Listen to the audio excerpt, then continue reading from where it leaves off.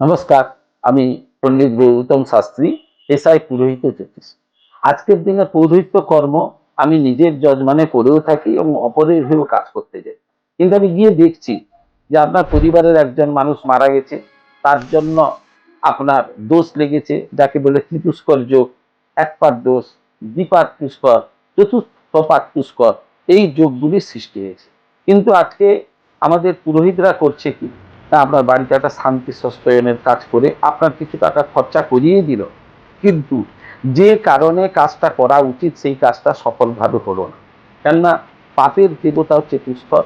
পুষ্কর শান্তি মানে শান্তি সস্তায়ন নয়, পুষ্কর শান্তির জন্য যে তিথিতে মারা গেছেন তার পুজো রয়েছে, নক্ষত্রের পুজো রয়েছে, যমরাজের পুজো রয়েছে এবং পুষ্কর দেবতার পুজো রয়েছে।